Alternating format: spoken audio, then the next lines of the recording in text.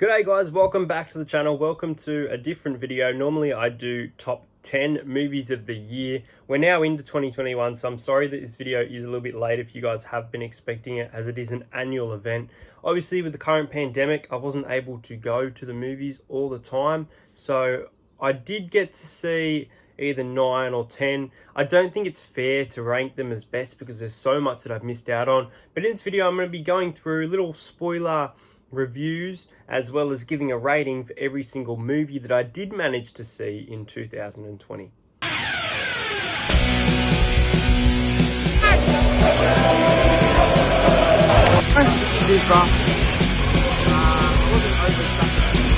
Subscribe to Entertainer.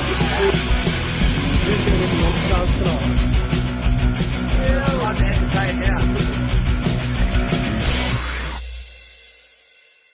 Into is The Invisible Man. Now, The Invisible Man, based on a previous book by H.J. or H.G. Wells, I believe. It tells a very different story. Stars Elizabeth Banks in this one. Quite a terrifying thriller, quite a good story to it. Kind of has its twists and turns, kind of psychological film. One of the first movies I actually saw this year, I believe this, or last year, wow. This came out around January, February here in Australia, I believe, but I really enjoyed The Invisible Man. I think I might have done a movie review for it. I could have rated it higher or lower. In my opinion, based on what I remember and how enjoyable it was up there. I would say The Invisible Man was about a 9 out of 10. The next film is a Disney Pixar one. They came out with some good ones this year. We'll be speaking about 2 in this list, but the first one, which is actually the last film before this kind of lockdown period hit. The lockdown in Australia started on the Monday, and me and Freeney actually went and saw Onward on the Sunday at an exclusive premiere. This film hadn't even been technically released in theaters. We just went to an exclusive screening of Onward. I thought it was a really good, heart-touching film. Good family film.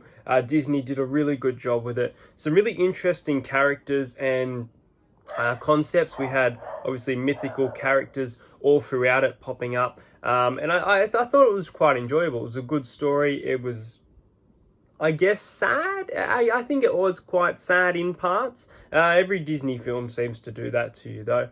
I think Onward was a really good time with family. I'd probably give Onward an 8.5 out of 10. The next film was a Pete Davidson film called The King of Staten Island. I did see this one in theaters probably around July. It starred Bill Burr as well as Pete Davidson. Showed a man who was kind of struggling with life, struggling to find a purpose. Ended up finding his purpose. I guess I did say that this video wouldn't contain spoilers, but it's not. I don't know. It's a good film. Nothing out of the ordinary, special, amazing though. I think it's definitely worth a watch, especially if you like these 2 actors. I think they do a fantastic job and their dynamic is really good. The storyline and how it all connects is quite good as well. How it kind of starts and how it ends is very, very different. I would say The King of Staten Island's about a 6 out of 10 for mine. It's over the halfway mark. It's enjoyable, but as I said, it's nothing outstanding. But I'd give it a watch, especially in the year that probably can't go to the movies again. I'd say King of Staten Island is a 6 out of 10. The film I managed to see was quite a fun one. A lot of you watching this, if you're really into your movies and watching this because you want to see good movies, probably not the case for this one. I thought it was a ton of fun though. Bill and Ted Face the Music. I really do love the classic Bill and Ted, Excellent Adventure, Bogus Journey, and to have Keanu Reeves and Alex, whatever his surname is, the actor. It's been a long time since she's been in a role. I thought they really wrapped up this series really nicely. I thought it was an enjoyable film. It was a stupid fun, and that's what Bill and Ted is. So for mine, I would say Bill and Ted Face the Music was definitely worth the wait, and I'd say it's about an 8 out of 10. Had a good story to it. You saw some historical figures pop up, which we've seen throughout all 3 films now. It kind of feels like a purposeful trilogy. Spoiler alert, I guess it's pretty cool that we even saw their end. I think that they worked really well. But Bill and Ted for mine, I'm giving you an 8 out of 10. The next film, which was directed, I'm just checking, I think it was directed by Christopher Nolan, who's a fantastic director. Just want to make sure it was him. Yeah, it was Christopher Nolan, who directed the Batman, Dark Knight, and Dark Knight Rises. He's a fantastic director. Also did Inception. Now in this one, Tenet. If you haven't seen Tenet, don't want to spoil anything. This is a really, really damn good film. This is a really long film, really enjoyable, really confusing, which is like Inception, like Shutter Island, makes you have to think. And I really like that concept. Now, one thing I want to say without spoiling is that this scene has some... What's the best way to say it without spoiling? Some scenes that kind of you see new cinema ideas, things you haven't seen in cinemas before. If that's a spoiler, if you know what I mean, if I'm doing that and you've seen the movie, you know how it goes like that. Yes, I'm trying not to spoil it, but I think that I really enjoyed this thing. It was a ton of fun. I think the cast was absolutely fantastic. Edward Patterson was in this film. The main character, I actually hadn't seen the actor before. The main actor was... Oh my god, Tenet, not Tenet. I'm trying it. Tenet. If you've seen the actor, let me know, because he's probably been in other stuff, but I just, for some reason, I can't even find him. Is it John David Washington? Is that him? It stars John David Washington. John David Washington. No, I've never heard of this bloke. So, yeah, he's the main character. This was good. Really, really good. I thought this was one of the best of the films I've seen this year. I would give Tenet... I'm pretty close to giving it a 10. I think it's a little bit too long, maybe a little bit shorter, a little bit more answers, and I would have given you a 10. I'm going to give Tenet a 9 out of 10. The next film was released in 2020, but I actually watched it last night on the 2nd of January, and this is Disney's Soul. I was not expecting much. I probably was going to kind of skip over this movie and watch it. I still haven't watched Coco, which they said had a massive impact on people, but this film was awesome. They did a fantastic job. This film had me... I think that the designs for some of these characters were just fantastic. This was beautiful. I would go as far as saying that this felt like the most enjoyable Disney film in years, and I'm talking years. I'm talking... I can't remember the last time I enjoyed a kids' film this much. They did a fantastic job with the characters. Jamie Foxx and Tina Fey had some fantastic interactions, but it just served purpose. I feel like the ending could have been better. The very end didn't sit well with me, but I guess it's a kids' film, so you can't take too much darkness away. This was a ton of fun. This was so good, and I was very close to tears towards the end. Towards the end, this film just hit hard to home. Now, one thing that I think it did really well was it kind of highlighted, I guess you could say, worthlessness, depression, and anxiety. It really highlighted that in these iconic scenes that I feel like will win awards. I feel like this movie can definitely win awards. Soul is the best Disney film I've seen in a long time. Can I fault it? I don't think I can. I'm giving Soul a 10 out of 10. The next film I saw on Boxing Day last week, I was really anticipated for this film, Wonder Woman in 1984. And let me just say, I had a good time at the movies. It was good to be back there. But this film was a letdown. I was really disappointed. I think that there were definitely some pretty cool scenes. Cheetah could have definitely had more work done, especially have more scenes. The scene with Cheetah and Wonder Woman was great. It just was not long enough. I don't understand the whole... I guess it does come full circle when she gets the suit, spoiler alert. But the beginning of this film wasn't needed if they're not going to go back to it and not going to go back to Themyscira in any way possible. Great to see Chris Pine back. First letdown in a while for me, really. I came out, I enjoyed it. The more I think about it, it definitely could have been more. I watched this in gold class as well, which if you don't know what gold class is, basically a cinema with reclining seats. They bring food to you.